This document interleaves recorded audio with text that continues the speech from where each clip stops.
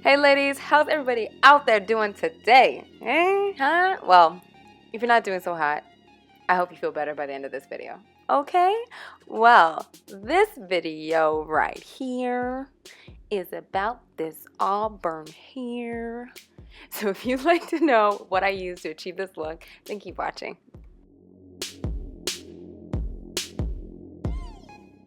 Alrighty, so here's the unit before it was colored. This is one of my custom units. It's just like all brushed out and just sitting there. Okay, so this unit does have a lace frontal that goes from ear to ear. Here I have the lace frontal separated. So the hair naturally comes in like a number 2-ish-y, 4-ish. So as you can see the back, like these are the ends. They're already fairly light.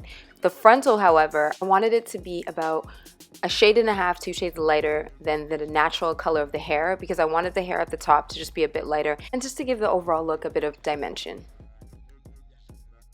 So in the back, as you can see, that's just the natural color. I did not process this at all. However, the front part, I lightened just a little bit with 20 volume bleach and just did my ombre technique to have the ends a little bit lighter.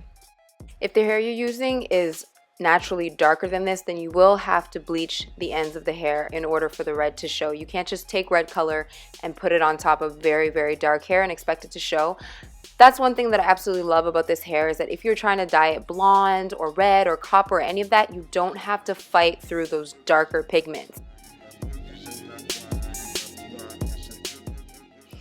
So I'm going to be using 2 different formulas for the front and the back. In the back, I'm going to be using Revlon's color line in 66.60. Rebuke that. Oh my gosh. But at the same time, I know in the color world, 6 means red. That's just what it is. We'll rebuke that. Okay.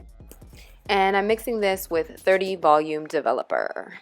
This is also going to help to really have the red pop without bleaching. So then I took the color and I applied it on the ends first and kind of just used my hands to work the color in. I did not apply this to the roots at all, so I applied it where the hair was the lightest, which was on the ends, and kind of blended it in and used my hands. Get in there, get dirty. So throughout the hair, I tend to do this back and forth motion when I get closer to the roots. This just helps to blend the color into the roots that you're leaving darker. So it's like a back and forth kind of swipe motion, and it just helps to reduce any lines of demarcation. And I did this all the way up until I reached the point of the frontal. So for the front, I used a color that was almost exactly the same, but wasn't if you pay attention to very small details. So this is 66.66, and this one just had a slight violet tone to it, and I wanted to use that one on the front. And the biggest difference between this formula is that I'm using 20 volume in the front and not 30 volume. Because the front was already previously lightened, I don't need the power of 30 volume. And as you can see with the front, I'm still leaving the roots. I'm only applying the color where I pre-lighten the hair.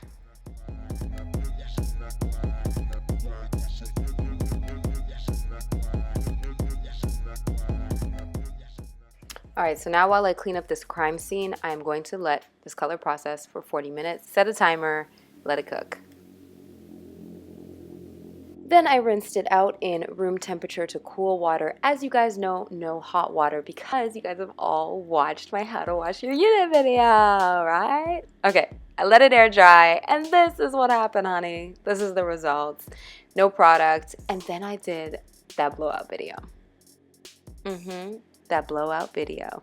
Anyways, guys, thank you so much for watching. I hope this video inspired you to want to go out there and just try something new with your hair or your life. Whatever it is, girl, you got this. All right, guys, I will see you in my next video. Mwah.